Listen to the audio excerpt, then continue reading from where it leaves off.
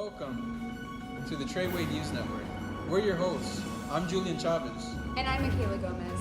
After the serious damage caused to Notre Dame by the fires on April 15th, architects working on preserving Notre Dame are rushing to cover the cathedral before rain can cause further damage. Rain is forecast for the French capital this coming Wednesday, with further showers predicted for Thursday. The cathedral's vault, which partly collapsed in the fire, is already partly waterlogged after firefighting efforts. And architects fear that heavy rainfall could result in further collapse of the 800-year-old cathedral. And what a shame to hear all this. All that history, all those monuments lost to a fire. It sure is, Julian. There are already plans to erect a large purpose-built umbrella on the roof of the landmark, which will have its own peak and protect the structure while reconstruction takes place. But the umbrella is not ready, and the threat of impending rain is too serious to wait. And there were fears the 800-year-old cathedral could be completely destroyed during the fierce blaze, but firefighters managed to save the structure and much of its interior. But emergency work has been taking place since to stabilize the building. Alongside protecting the cathedral from the rain, the removal of the damaged scaffolding is one of the first steps towards the cathedral's full restoration, a process that could take weeks. And celebrities have also taken to this tragedy by expressing the way they feel and what they're trying to do in order to help this disaster. They've raised money for charity, and even some of them have taken on to Twitter and other social medias, such as Macy Williams' Game of Thrones, Arya Stark. She recently discussed on her Twitter that she was very ashamed of what had happened, on her birthday too. Speaking of celebrities, we have John with his piece. Thanks, guys. Hello, I'm Jonathan Tamez, and I'm going to be doing an editorial piece on a subject that's rather personal to me. You see, blockbuster season is upon us once again, and if you're like me, you like going to the movies. In fact, I'm actually looking forward to Godzilla King of the Monsters and the other Detective Pikachu movie coming out later in May. But once again, we also have the string of Disney live-action remakes that are coming out. And if you're like me, you actually have a special place in your heart for these films, especially for such classics such as Aladdin and the Lion King, which are actually both films coming out later this summer. But you see, folks, I don't know if it's just nostalgia hitting me or what, but I like to think that these films do have a bit of an issue with them. Because you see, they feel more like just cash grabs, if anything, rather than actual pieces of art. And it's not to bash the filmmakers, nor the people making, nor everyone else involved in making them.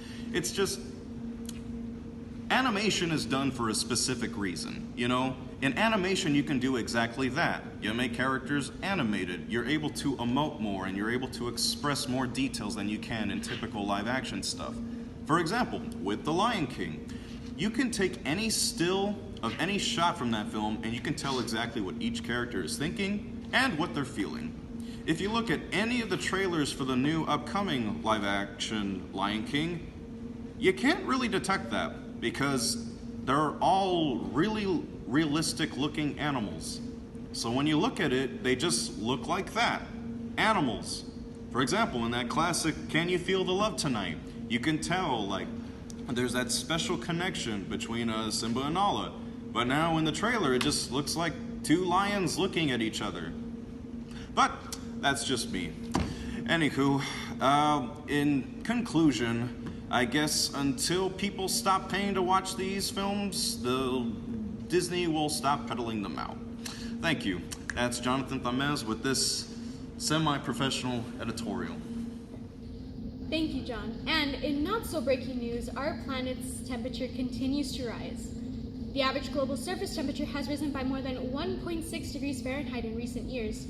The extent of its effects are evident when observing the state of the polar ice caps. Ice is melting worldwide, especially at the Earth's poles, including mountain glaciers, ice sheets covering West Antarctica and Greenland, and the Arctic sea ice. Much of this melting ice contributes to the ever-rising sea levels, and scientists are speculating global sea levels are rising 0.13 inches a year, and it only continues to rise quicker in recent years. These rising temperatures are having a major impact on wildlife and their habitats. Animals in the Arctic are struggling with the loss of ice caps, and forest animals are losing more and more acres due to the increase of forest fires. Precipitation continues to increase across the globe. However, some regions are experiencing severe drought, increase in the risk of wildfire. Precipitation continues to increase across the globe. However, some regions are experiencing severe drought, increase in the risk of wildfires, loss of crops, and drinking water shortages. All of these changes are emerging as humans continue to add heat-trapping greenhouse gases to the atmosphere. If we don't act now and leave everything as it is estimated that sea levels will rise between 10 to 32 inches by the end of the century. Hurricanes, along with other storms, will increase in strength and intensity.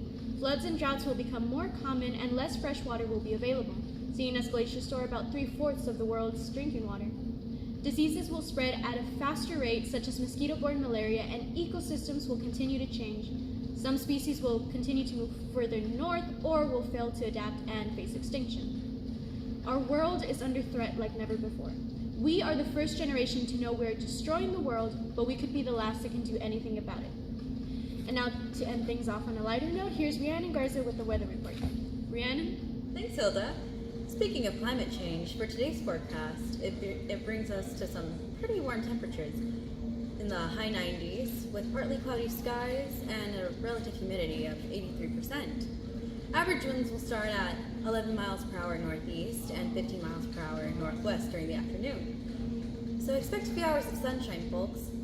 Starting Thursday, we see temperatures in the low 90s and then are expected to drop in the high 60s with a 40% chance of rain after midnight. Friday is expected to be in the high 90s with 13 miles per hour winds northeast and will drop into the 60s with clear skies and patchy fog. As we're heading into the weekend, there are no signs of probable precipitation. Saturday and Sunday are looking to be the most sunny in the low 90s with slight humidity. And for the folks who are looking to spend the weekend at South Padre Island, expect it to be partly cloudy with occasional sunshine in the low 80s all weekend with 15 to 25 mile per hour winds. Now to kick off your weekend, we are expected to see some cloudy skies and warm temperatures throughout the week. Starting on Monday with 11% chance of rain, we have cloudy skies and we are expected to be in the 90s, falling around 60 in the evening. So enjoy the rest of the day, folks.